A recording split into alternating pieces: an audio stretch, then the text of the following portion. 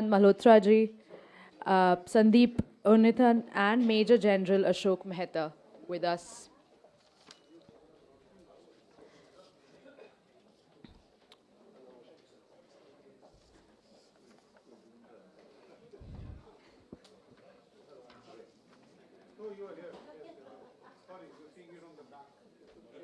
Quick introductions. Mr. Maroof Raza is a retired Indian Army officer who has served in various counterinsurgency operations.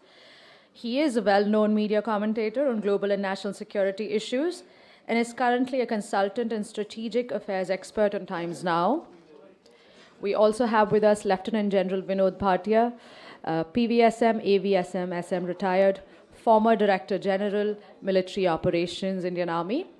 He was the Director, Center for Joint Warfare Studies at New Delhi.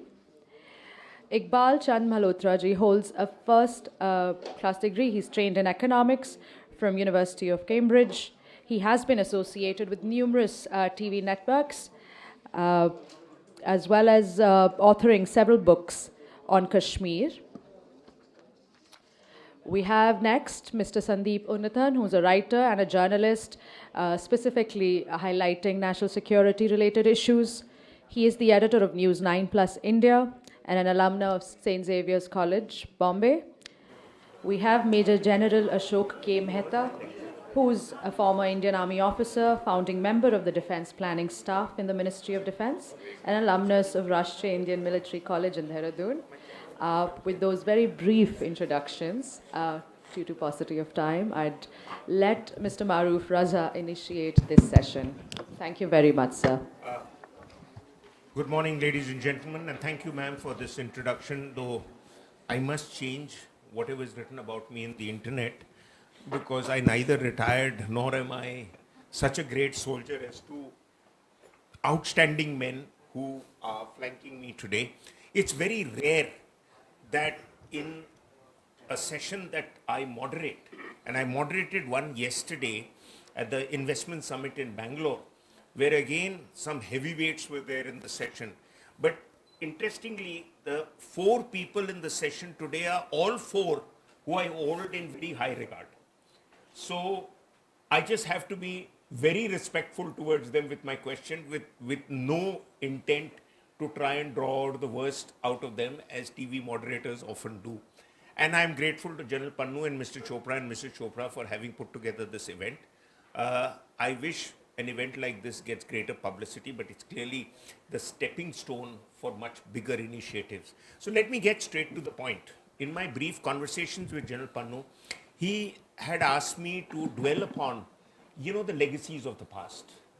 And the first question that really comes to my mind is 75 years after our independence, we are still carrying the baggage of the past. The baggage of the past is unsettled borders. Now the question, General Mehta sir, since you are the senior most, and I will ask you the first question, why are these unsettled borders still unsettled? Are they a reason that we can only attribute it to our neighbors to say that they are not helpful, they are not willing to resolve the borders, so how can we resolve the borders?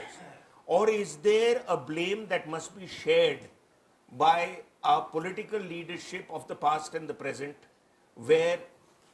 and the bureaucratic diplomatic leadership, where people are quite happy to accept the status quo, because the status quo is something that they have learned to produce a narrative on, and therefore they are comfortable with?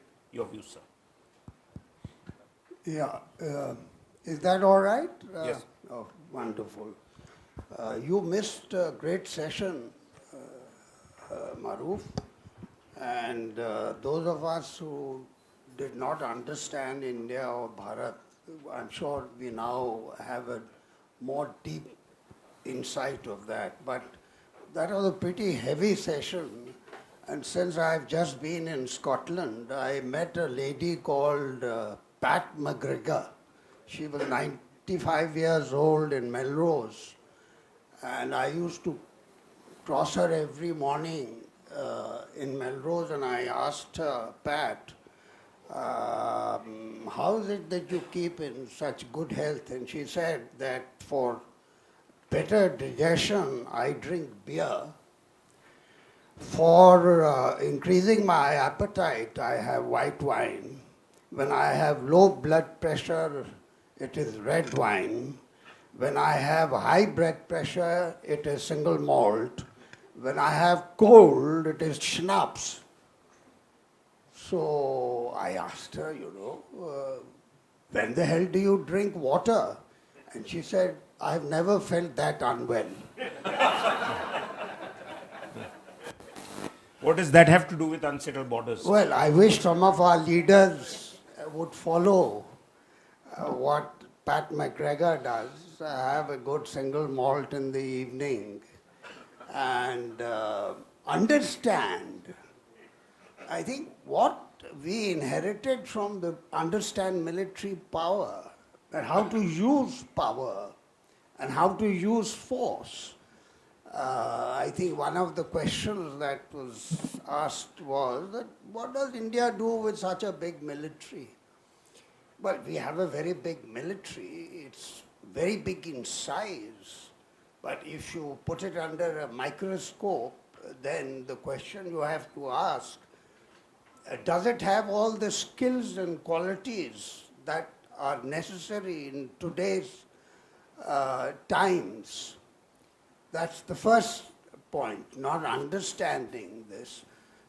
Our leadership, you talked about the past and the present. If we spent more time in studying the lessons of the past, the history, and the military lessons that flew from them, we would be in a much better position to resolve some of these problems that still remain.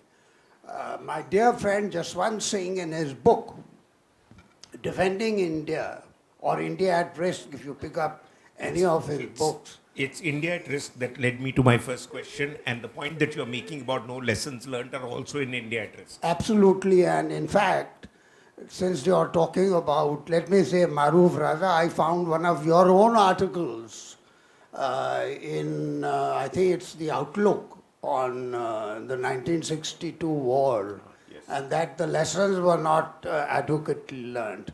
But what Jaswant Singh says in his book is that India is strategically confined by 4 lines. And those 4 lines are the McMahon line, the Durand line, and 2 other lines that came up later due to the aberrations of both military and political leadership. And those 2 lines are the line of actual control and the line of control. And if you see the thought that engulfs this statement about confinement, then we know how borders have still remained unsettled. Second, I think it's a matter of judgment and intuition. Now, what do I mean by judgment and intuition? Talk about the LAC, current LAC. On 2nd April of 1960, Zhou Enlai had come to India. And by the way, those of you who have seen the film Hakikat, I figure in that film because I have received the National Scotch Trophy from Zhou Enlai in this film. And Zhou Enlai was here for a bigger mission. He was offering the swap deal to India. Concessions, status quo east, status quo west. We did not accept that. What did Jawaharlal Nehru say?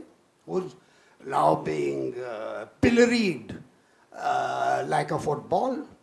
And the cartoon in 2 days ago in one of the Indian Express, after the Morbi tragedy, the statue of Sardar Patel. I mean, we now distinguish ourselves, Bharat, as a country which has the tallest flags, tallest temples, tallest statues It's like Mongolia. But that aside, the cartoon says with Sardar Patel's statue at the back and the sagging bridge, Morbi Bridge, he says, the cartoonist says, that Nehru was not born when this bridge was built. So if we stopped this kind of blame game and got on to more constructive methods. So if in 1960 Jawaharlal Nehru said, oh, we'll be stronger later to deal, he said this in Parliament, to deal with the Chinese. So we did not accept this swap deal. Oh. This swap deal, I know you want me to stop, but I have also anchored a program on defense watch for 15 years, which is much longer than you have. But that is not to say that I will not defer to what you will say. The swap deal was there even in 1985, 1986. That was the last time. And today, because we keep, and I'm talking about timing, judgment, intuition about how to get deals worked out. And this applies to a lot of other areas. But so today, what have we? We have a situation in Ladakh, and I'll finish after this in two minutes. We have a situation in Ladakh today where this government, I regret to say, is behaving almost like what Jawaharlal Nehru did in 1960 when the road, Aksai Chin Road, had to be declared in Parliament. It was a 3-year forgetfulness, state of forgetfulness. We are doing the same in Ladakh today when we say that not an inch of territory has been lost. Na koi aaya tha, na koi gaya tha. So today the situation is so bad that if you want a deal, the Chinese are asking for not only concessions in the east, but also concessions in the west. In other words, Tawang. So, Maroof, the problem is with leadership, continuity of leadership, but I would also add that in some of the episodes of, we haven't come to that, about the past wars, our military leadership has also not acquitted itself as creditably as it is said to have. Yes, sir, I agree with most of the points you've made, but and I do have some very strong views on India-China. I have a copy of my book on India-China relations, which I'll be happy to present to you after this, so that you can have a look and then we can have a meal and discuss. What I have had to say is not very different from what you are saying, notwithstanding your grey hair and seniority. But These are dyed, by the way. okay, that looks nice. Let me now sort of move on to Iqbal Malhotra, who's done a lot of work on China. He's got some very strong views on China. He's also got some very strong views about the territory that China is sitting on and the fact that should we claim it as our territory or should we learn to accept the reality. My most recent piece in the Tribune did end by saying perhaps a way out in dealing with the Chinese dilemma is to come around to an as is, where is solution. So I have been in favor of the swap deal because there are some muscular generals who keep doing chest thumping and saying we'll go and occupy every piece of territory that we have proposed all along that belongs to us. The issue is, were we ever there since 1947? I don't think so. Secondly, जो आपके पास है वो तो संभल नहीं रहा है, आप वो लेने चल रहे हैं. So I would like to ask Iqbal to throw some light on why the Chinese have continued to retain their hold on Aksai Chin. Where do they go from here? Are they going to have, despite all the talk about diplomacy being able to arm twist the Chinese to go back to whatever is our line of presumption as against their line of presumption. Let us understand what are China's strategic obsessions with Aksai Chin. In particular, the McMahon line, I agree, they were willing to have a swap deal over it, and a very senior diplomat has written to me. I have an email from him to say that after Nehru, they almost accepted the swap deal, but people in the Foreign Office did not want to betray the legacy of Nehru. So they said, let's close the matter there. So there is that issue, and we have to understand a sense of territory. What is our sense of territory? What are the areas that we claim are ours? What is it based on a claim line made by the cartographer Johnson? Or is it based on some historical reality that we can talk about on the basis for future negotiations? So Iqbal, you. Thank you, Maroof. I think you've asked many questions, and it's a difficult job to encapsulate them all into one distilled answer, but I shall still endeavor. I think we need to understand that what are the problems China faces today? China faces some serious problems today. It faces a very severe water crisis because they've had a drought and all their rivers in southern China are polluted. Consequently, their production and generation of electricity has declined tremendously. There are blackouts and power cuts all over China. Food production has also suffered. And they have also got a problem with the debts, debt, mortgage, Taiwan, and microchips. So these are the problems confronting China. And what is the solution to these problems? The biggest problem that the Chinese are confronted with is the problem of water, which also then enables them to generate electricity. And all the electricity and water are very important for the production of microchips, and they've come under a ban from the US government, which puts them into almost a technological winter, where they are going to decay as an industrial power if this access to microchips is denied to them. Now, why is China still sitting in eastern Ladakh? And what is the attraction for China? And why did China first come into Ladakh? Now, we need to go back to 1949, 12th of December, when Mao Zedong traveled by train to Moscow, and he met the great Joseph Stalin. Now, Stalin at that time was confronted with the problem of weaponizing his nuclear program. And his reactors needed 8 times more uranium to make one nuclear bomb than that made by Enrico Fermi's reactors in America. So he needed uranium, and in big supplies. And Soviet geologists had discovered a vein of uranium that extended down into Aksai Chin near the Karkash River. And he told Mao that you need to get into this region and by proxy start mining and extracting the ore, which has to then go by road to a place called Khojand in Tajikistan, where they had a uranium processing facility. So in January 1950, the PLA was ordered into Aksai Chin. This myth about getting into Tibet was all rubbish, because northwestern Tibet has hardly 5% of the population of eastern and central and southern Tibet.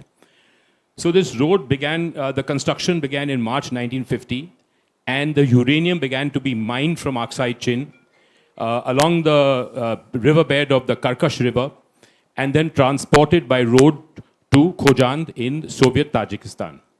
So the first reason for the Chinese was the Soviets, who wanted the raw materials, and this was a continuation of the game of the great game of the 19th century of domination in Asia and of central resources.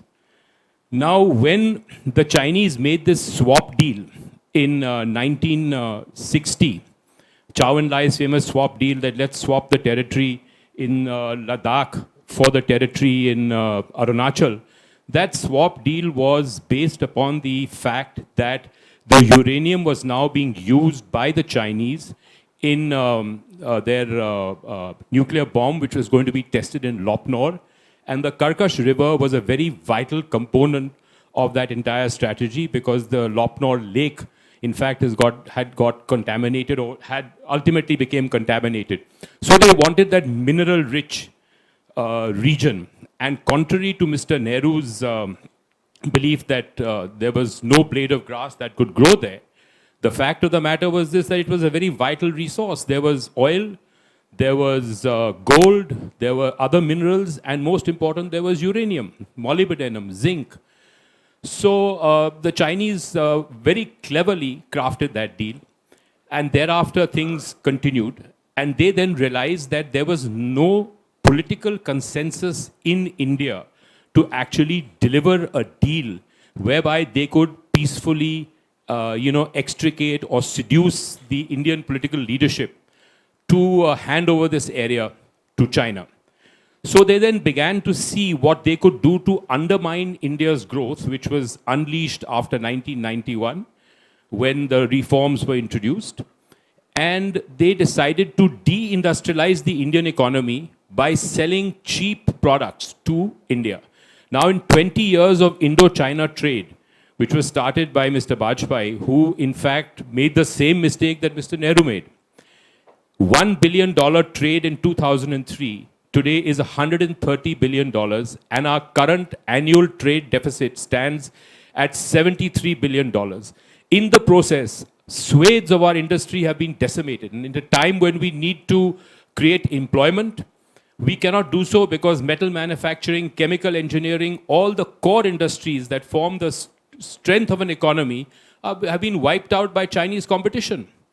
So what do we do today? We are in a state of non-kinetic warfare with China, which commenced in 2003 and is still continuing. And the fact of the matter is that are the Chinese going to pull back? No, because they have spent $27.8 billion on building the Bunji Dam and the Diamer Basha Dam on the Indus River in Pakistan-occupied Kashmir. And because of global warming and glacial melt, they anticipate for the next 30 years, there will be a surge of water from the glaciers through the tributaries of the Indus, the Chang Chemo, the Galwan River, the Nubra River, and the Shyok River. And these, dams are going to be the captive power producer that is going to produce 30 gigawatt hours of electricity that will be fed from Gilgit to the Khunjara Pass to Kashgar and on to this place called Changji, which is where their new semiconductor industry is being established. So the power is going to come from the waters of the Indus. And what do they want? They want physical control and dominion over the flow of the Indus River. This wish was articulated by Mr. Bhutto in 1963 when under the aegis of the Americans, India and Pakistan had a series of 5 rounds of talks to settle the Kashmir issue. And Mr. Bhutto articulated that he wanted Ladakh, which was then 95% Buddhist and 5% Muslim, and it defeated the basis of partition if a Buddhist majority province was given away to Pakistan. And he wanted it because of the Indus River. So the Chinese, to my mind, are poised to push us to the west bank of the Indus so that the entire ecosystem of the rivers from the Siachen Glacier down to Pangong, come under their physical control, because that's the only way that they can get the water to generate the electricity, to power their microchips, to power their country, and to power their food production. Okay, Iqbal, thank you very much. That's a very, very detailed and comprehensive analysis of what is China's strategy in Ladakh and the region adjoining that. I've heard that a few times from you, so I'm now pretty much up to speed with you on that. Except, can they really, and General Bhatia sir, having been DGMO and having served at various important positions in the army, we have General Pannu sitting here, who was also Corps Commander in Ladakh and would be able to throw light on the fact. The only aspect I disagree with entire narration of Iqbal with is that they hope to push us to the west bank of the Indus. Can they do that?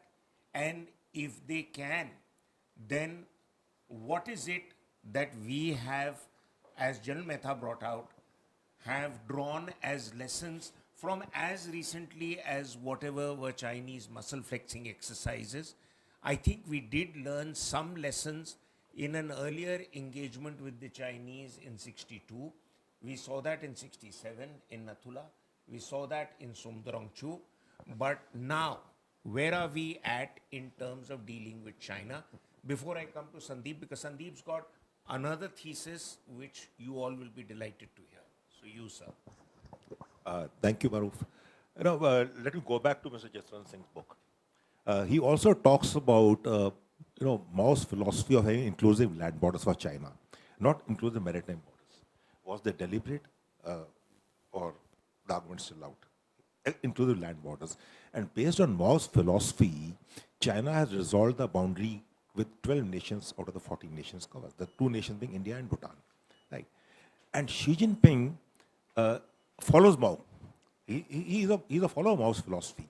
So Xi Jinping took over as the supreme leader on 13th, 14th of March 2013. On 28th of March 2013, he met with then Prime Minister Manmohan Singh on the sidelines of the BRICS summit in South Africa. I think it's Durban. And there, for the first time, there's a positional shift in China, China's first thing, where he told the Prime Minister, Indian Prime Minister, that we would like to resolve the boundary question as early as possible. The mark the word as early as possible. It went mostly unreported except for a few places. Right. And that was a shift. But otherwise, it was always, it's a legacy issue and we'll resolve it. And saying it should not be, disputes should not become differences and that sort of a thing. Now, when this happened, he is in a hurry to resolve the boundary question. Most of us believe that China does not want to resolve the boundary question. But if you look at Xi Jinping's PLA daily of 29th of March 2013, it states categorically that China would like to resolve the boundary question with India as early as possible, mutually. Okay. Now, that was a shift. Now, if you go ahead in history, on 13th, 14th April, after a month of that, now that's the Chinese way of doing things. Unfortunately, China doesn't understand Indians, and Indians don't understand China at all. So we had the Tepsang intuition, and we got two experts out here, more than two experts. We have a former army commander, former co-commander sitting here. And that was on the 14th of April, right? And there was a shift. After Sumdrongchu, that was the first intrusion of its kind. And that lasted 22 days, whatever people may say happened. But the fact is that they went back from the bottleneck area at Lakhi Nala. They vacated the tents which they had established. And then we again come to September 2014, when Xi Jinping visits Gujarat, and in Chumar we have intrusions again. And we have the former army commander also out here. Right. Now, if you look at historically, most high-profile visits over the years, starting from the 80s onwards, whenever there's a high-profile visit, either way, you have a high visibility intrusion along the line of actual control. So there's nothing new about it. That's the way they put pressure on India, and then we saw that again in 2020, following Sun Tzu's philosophy of amongst chaos there's opportunity. You see what had happened. I'm not talking of Dolam. I was a co-co in Dolam, so I know Dolam well, what has happened out there. So the fact remains that we have a resolution of 14 November 1962, a parliament resolution where we have said that we'll take all the territories, our territories back. Similarly with Pakistan also, it's of February 1992. But the fact is that we haven't had the political will and the political capital to resolve the boundary question. Which I think, and I'm totally with Baroof's last article, and I've written about it, as is various basis, something which would be acceptable to it. If you look at the way China resolved the boundary with other 12 nations, they have exceeded 64 to 86% of the unsettled territories with the neighboring countries. I'm not talking the strategic value of those territories, but if you do a study of that, that is what China has done. I'm not talking about maritime. Maritime is a total different issue altogether. So what we see China is either you create capabilities to deter them or deter the aggressiveness, or resolve the boundary question as it's not a bad one. And specific answer to your question, I don't think China would like us to push us to the west of Indus, irrespective of, that may not be really feasible also, because Indian armed forces, the Indian military, the Indians as a nation are not a walkover. The 62 is a long way off. We did learn the long lessons from 62. China withdrew from the foothills. They went back. We did not build roads. We thought if we build roads, China will use it. It's only till 2005, and mind you, 1960 to 2005, that we started the road construction. In 2005, 73 roads were sanctioned, the strategic roads. We are still building some of them. So that is where my categorical viewpoint is, that China would not like to push us to the west of Indus. They would like to occupy the territories, 38,500 square kilometers of territory in Sichuan, which they already have. Right. I share that view with you, and also the fact that there's an interesting book that's just come out by Manoj Joshi on India-China boundary issues. And there are a lot of explanations there on the key issues, from what happened in Depsang, where he talked about 9 soldiers, a dog, and 2 tents, which put all of South Block into a tizzy, and to Doklam, where you are familiar with the flow of events and how they were constantly trying to come close. Then when we showed our eyes to them, they'd pull back and start construction of another road nearby and negotiate with Bhutan through what somebody might call coercive diplomacy. But Sandeep, I now wish to come to you. Sorry, I've come late. You know, you're used to having a very big audience. So here, we've just let the flow go the way it is. We had a chat yesterday.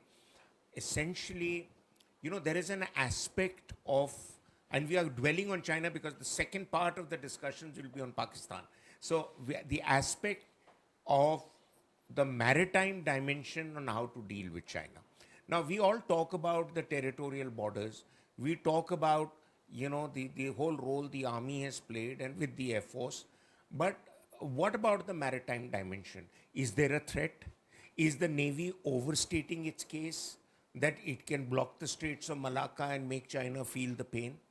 Is the Chinese PLA Navy engaging effectively, not just with the string of pearls that they have set up, but with the Pakistan Navy, the Gwadar port being a case in point?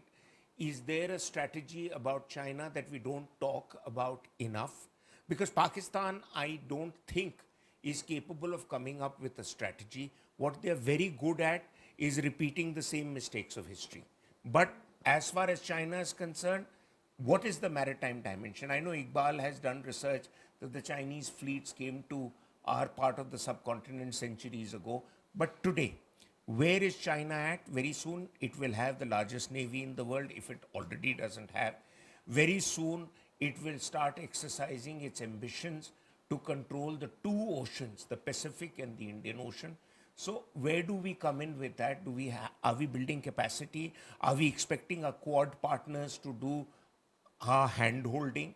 Or are we really trying to make a case out for expanding what Commodore Uday Bhaskar always calls the Cinderella service? Thanks, Maroof. That's a lot of questions you asked me. I'll try and answer them to the best I can. Now, the Chinese Navy, the growth of the Chinese Navy is probably the miracle of the 21st century. They already are, to answer your question, they already are the world's largest Navy. They outstrip the US Navy in terms of combatants. They don't have as many aircraft carriers, and they're certainly not as competent or as capable as the United States Navy. They have many years to catch up there with the US.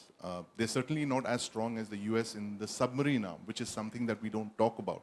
If you notice, of late, the US has been releasing photographs of their submarines surfacing in the Indian Ocean. I mean, those are very important signals to the Chinese to show presence.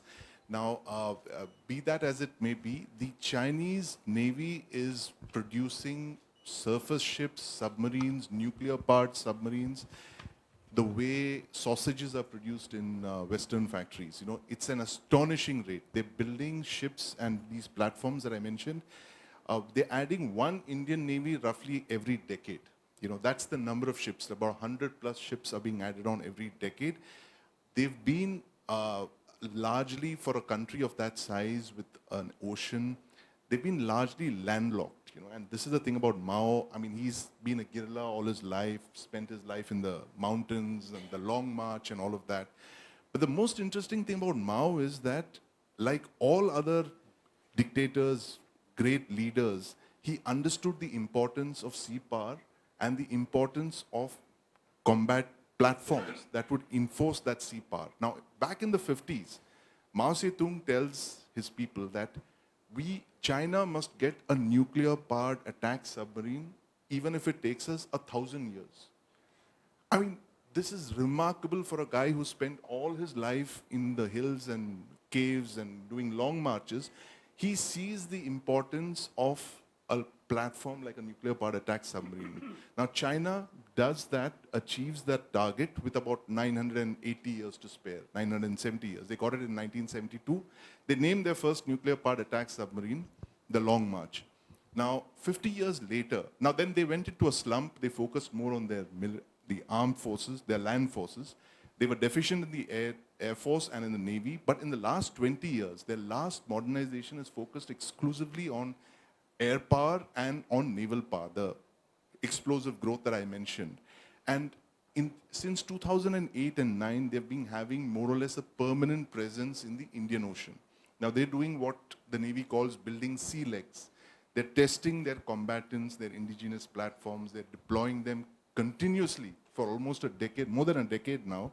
And there's that very, very significant patrol that we covered in 2013 of a Chinese nuclear-powered attack submarine. First deployment in the Indian Ocean, does an entire 3-month deployment and goes back. Very significant fact. And they disguise this under the garb of anti-piracy patrols. This must be the most amazing anti-piracy patrol in the history of the world, where you have nuclear-powered attack submarines and battleships coming after pirates in skiffs and trawlers. Now, they've used this as a pretext to build up, and that's how the Chinese are. Hide your strength and bide your time. That's what they've done in the last 14 and 15 years. Very quietly building sea legs, capacities, capabilities, and what they've also been doing in the last couple of years is they've been building a network of bases across the Indian Ocean, right from Djibouti to they have Gwadar that you mentioned. They have bases possibly in Myanmar as well. Their ships have been touching in Sri Lanka. So the net result is that you already have a disputed land boundary with the Chinese over 3,000 kilometers. It's one of the world's largest disputed frontiers. And now you have the Chinese as a virtual maritime neighbor as well. So there's a problem in the north, and now you're looking at some kind of an encirclement of India from the sea as well.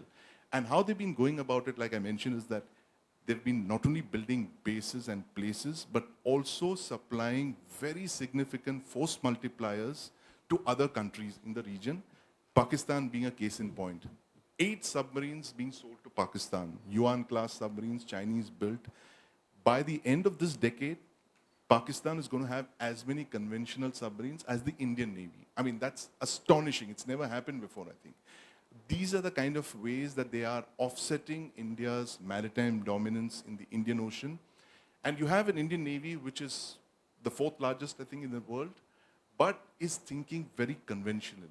And that amazes me, because the Indian Navy, I consider the Indian Navy as having been born in 1971.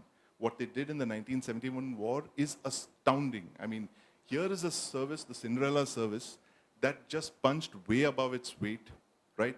It had a very small part of the budget. It had ships that were largely broken, a few Soviet ships, but that small little force was used with such devastating effect that in Karachi you had missile boats that didn't have the range to go up to Karachi. They were towed by other ships. They fired off their missiles and they came back. Literally half the Pakistan surface fleet was either attacked or destroyed. In the east, you had an aircraft carrier, a Second World War vintage aircraft carrier with a broken boiler being hidden in the Andamans. The Ghazi, the Pakistani submarine, was lured there to Visakhapatnam. They launched the aircraft carrier and attacked East Pakistan. And you also had a very interesting covert operation called Operation X, which they launched combat swimmers, specially trained Bangladeshi youth, who had been attacking ports inside Pakistan beginning in August of 1971, right up to November. They sank over 100,000 tons of shipping. Remarkable achievement by such a small force. And the Indian Navy has been a force that has always, to my mind, been thinking out of the box. And now you are presented with the biggest threat to this service in the last 50 years. And it's, I think, time for the Navy to kind of start thinking out of the box again. I mean, you have to now, you don't have the comfort of handling a Navy like the Pakistan Navy, which you had more missile types than the Pakistan Navy had actual surface combatants. You're looking at one of the largest, already the largest Navy in the world. And very soon, the prediction is that you're going to have a permanent presence of the Chinese.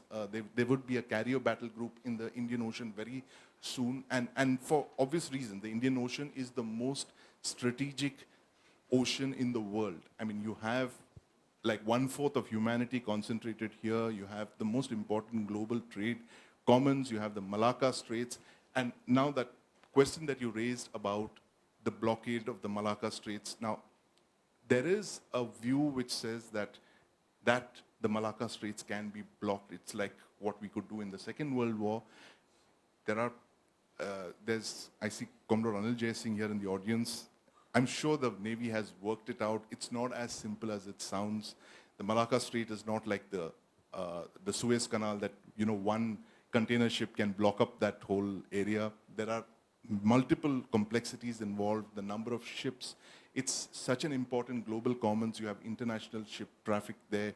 You know, and plus the character of the ships itself, the cargo carried by belonging to one nation being carried on the ships of a second nation, those, you know, foreign flag vessels. There's too many, it's too complex. It's not as simple as it appears. And also the option that the Navy has been asked to present, the kind of, or rather seeks to present, that we, in the event of a land conflict breaking out, the Navy can be used to conflict terminate by exercising this option in the Malacca Straits is not as simple, because there are naval veterans here who will testify to the fact that naval blockades are, they usually take several weeks and months to manifest, and plus it calls for enormous investment in assets of the kind that the Indian Navy has not done in the last couple of years. They're deficient in a number of areas. They're very well known, the fact that the submarine arm has been utterly neglected in the last 20, 25 years. That's the biggest tragedy of all, the fact that the Indian Navy is the only major navy in the world today which does not have a nuclear-powered attack submarine fleet. And just one quick point, Maroof, before I conclude, the fact that when the AUKUS alliance was announced last year, they did not say that they were going to give Australia an aircraft carrier or the ability to build aircraft carriers. They went straight for the most important platform, I believe, that a Navy operates today. It's a nuclear-powered attack submarine, the same kind that Mao set himself to build in the 1950s. Well, thank you very much. It's some of the things that you've said has been an education to me also, and one is always in the learning process. Now, I'm going to request our guests to keep their answers to about 4 odd minutes each, because the earlier interventions have been about 8 to 10 minutes. Now, if I have to keep to time and I have to wind up the session in the 1 odd hour that is allocated to us, then we've got about 4 or 5 minutes each. General Mehta, sir, back to you. We haven't touched on Pakistan. You've commented a lot on it. You've written on it. You're quite familiar. You fought wars against Pakistan. So you are a hands-on operational giant in your own capacity. Now, do you accept, going back to Mr. Jaswant Singh's book, where he talks about the fact that the partition of India was a blow to our security to the extent that nothing else was. And the partition of India is something that we never really prepared for. Neither did we prepare ourselves adequately for what would come as a fallout of the partition, which is Pakistan's ongoing hostility against us. We know all the basics, that Pakistan's identity comes from the fact that it wants to assert that it is not Indian. But while being in conflict with us and then sponsoring a proxy war against us, is there a way forwards? Thank you. Thank you, Maroof. I'll just take 30 seconds of my 4 minutes on what was said on China, because two things. This Malacca dilemma is Hu Jintao's first statement in 2005. And Hu Jintao, most of you would know, is now become a kind of a snapshot, a collector's item. His extraction from the 20th Party Congress very recently. The second thing is about the settlement of the border dispute. I don't think it's going to happen in anybody's lifetime. Three recent books, Ravar Singh, Manoj Joshi, Ranjit Kalla, he was Joint Secretary and handled China for 12 years. Jaswant Singh wanted the LAC demarcated. That never happened. In fact, I had accompanied him to Beijing in 1999 when Kargil was being fought. Then Atal Bihari Vajpayee tried that political parameters and guidance, 2005, where they said that we will skip the line of actual control and get a border settlement. That never happened because Article 3, Article 5, Article 7. Article 3 dealt with each side making compromises. Article 5 dealt with national sentiment. And Article 7, dealt with not to disturb settled population. The Chinese used national sentiment to trump all other arguments. So what the short point I'm making is that you may have solved your border problem with 12 countries and not with India and Bhutan. It will never be solved because the Chinese use the border dispute as an instrument of coercive diplomacy. And if they give that up, they'll have nothing left. Don't forget, you got the Tibet issue still alive, you got Dalai Lama still alive, not metaphorically.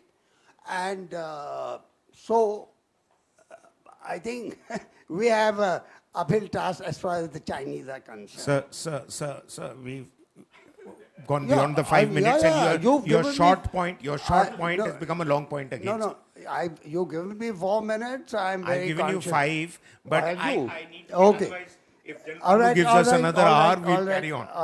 All right. Don't mind, sir, please. Yeah, but in any case, See, as far as Pakistan is concerned, when I joined the army, I was told that your immediate challenge is Pakistan and the long-term threat is China. And when we fought the 65 war and the 71 war, especially 71, because the wars were not decisive, they ended in stalemate, they were not outcome related except 1971. And 1971 also was a war where some of the political gains, some of the military gains were not transferred. Sir, you're very correct. In fact, the story of the giveaways at Shimla is only well known to, I think, most of our informed audience. But please let me move on to others. Otherwise, I have one last point to make. And that is that Pakistan's biggest grouse in 1971, when 93,000 prisoners and we had all this land in the West. The Pakistani officers wrote in my visitor's book, Second Fifth Gurkhas, that one day we will take revenge. And that revenge, General Jahangir Karamat used to tell me, and Moinuddin Haidar used to tell me that we have taken that revenge and we are taking that revenge in Jammu and Kashmir. True. And that the matter of, you can do whatever, Article 370, the matter of Kashmir has to be settled politically. And settlement of political disputes can only happen if relationships are re-established. Muscular diplomacy is one thing. No talks if terror doesn't end will take you nowhere. So that's true, sir, but also political settlements can come when we have political giants who can make concessions and still hope to win the next elections after that.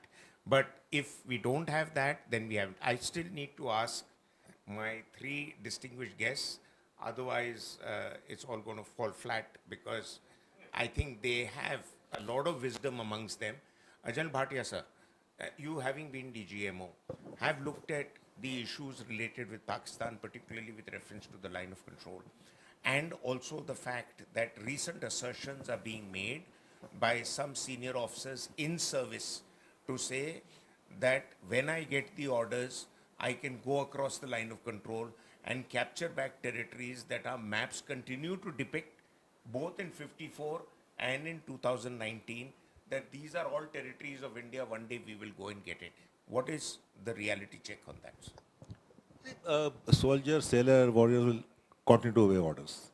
It's a political direction. It's a political will. If given an order, yes, we will try and capture it. We will create Even at capital the to cost capture it. of huge human losses? That's not for us to question. A soldier, they're not to question why. No, but to Sam do and die. Manekshaw, I But remember to him. do and die. I No, remember him at this the is a- infantry right, lecture right. in Vigyan Bhavan where he said, I mean, General Jacob has disputed that meeting of his with Mrs. Gandhi, but I'd like to believe Field Marshal Sam, where he said that when he was ordered to go to war, he says, Madam, have you read the Bible? So Swaran Singh said in his typically Punjabi accent, what does the Bible have to do with it? He says, the Bible says when God said, let there be light, there was light. Do you think you tell me go to war and win the war, I can do it overnight? I have to give my men and my commanders half a chance of success. Otherwise, I shouldn't go in, whether it's a political order or not. The job of commanders, as 62 taught us, you don't stand up and speak, then you go in for disaster. Yeah, definitely. We have to create capabilities first. There's no doubt about it. We have to have the capabilities. But the larger question is, and I may be, going again, I'm a soldier, I'll speak straight. Irrespective of the parliament resolution, why do you want to do it? That's the Right. question. That's the question. I was a young old, I was 16 years old and studying in NDA when 1971 war happened, and our train moved the fastest that we got, and you were there at that time.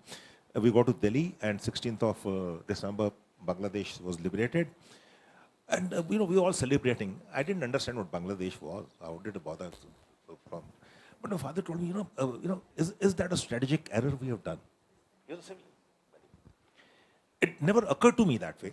But later on in life, I realized, a weak Pakistan, a Pakistan in the eastern sector, which could be a trump card for us. We created Bangladesh, then we had the Bangladesh immigrants coming, economic migration took place. We created a lot of problems, right?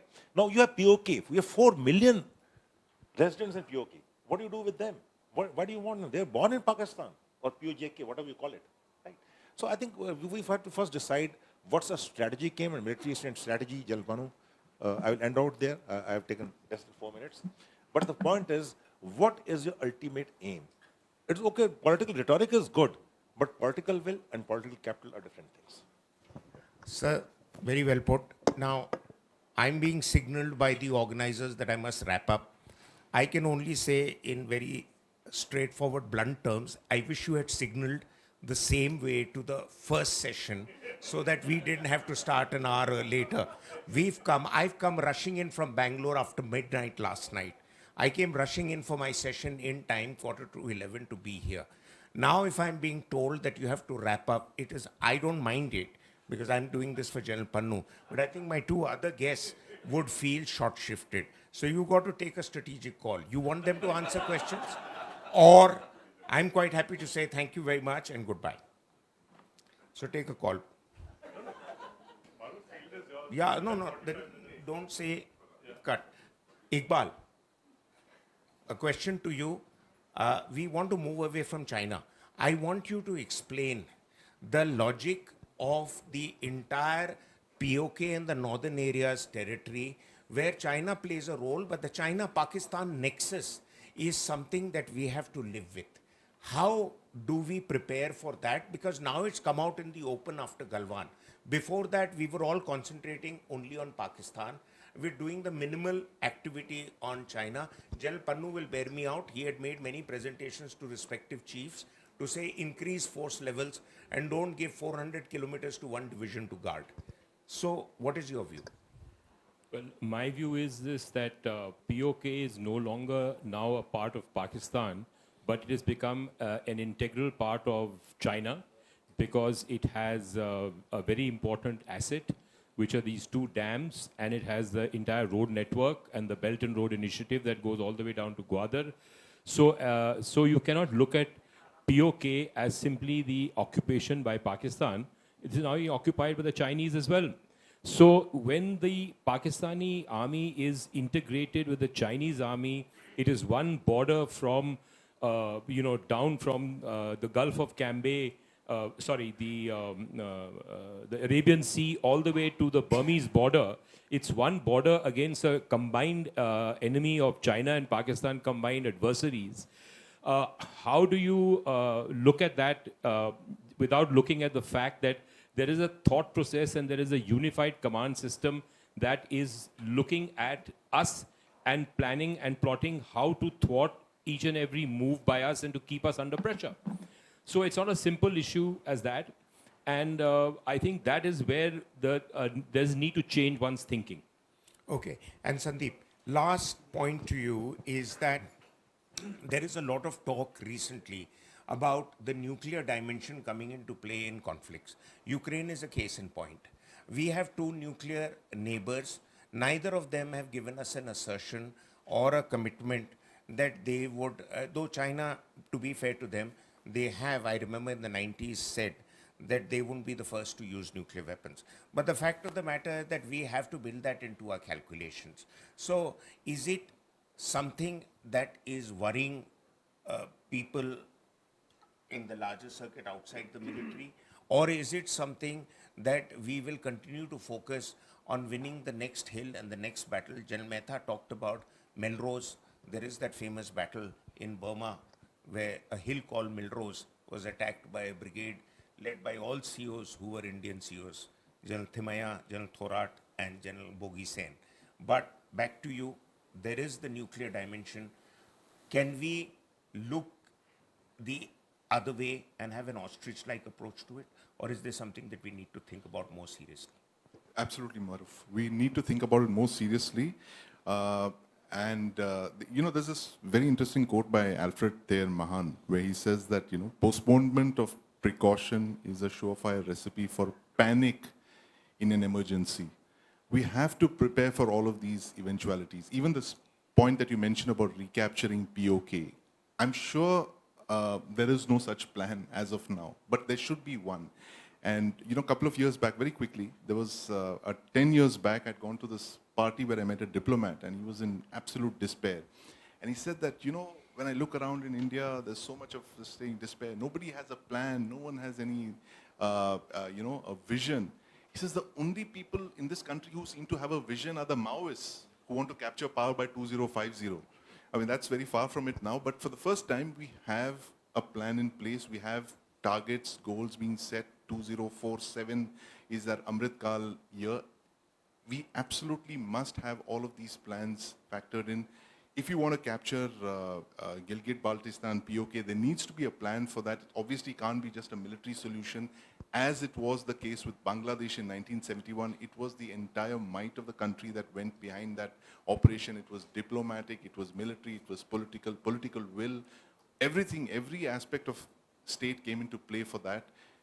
Similarly with this, you have to identify the objective and start planning for it. It's not going to happen in the lifespan of one government or even two governments, but 20 years down the line, we have to look at it that India, the third largest economy in the world, possibly sixth member of the UN Security Council, are we still going to be squabbling about a small territory like GB and POK, or would it already be a part of undivided Jammu and Kashmir? Well, there will be many in the government who would like your views. And there is a debate that is on. not large enough. But I wish to thank you all, General Mehta sir, General Bhatia sir, Iqbal, dear friend, Sandeep, who I read his pieces with great interest, for your wisdom. My apologies to the organizers that we've gone 15 minutes over, but I just assumed that because we were already 1 hour late, I could take the liberty of 15 minutes with the kind of brilliant interjections that we got from them all. But thank you very much. On this note, I will end. And General sir and Sandeep, I would like to present you a copy of my book on China, which has all the issues that you have talked about, so that you may like to quote it in your next big interjection somewhere. Iqbal has written the introduction to the book, and General Bhatia already has a copy. With that, exactly 1 hour from where we started, I finished. Thank you very much, ladies and gentlemen. Thank you so much. My immense gratitude to Mr. Maroof Raza.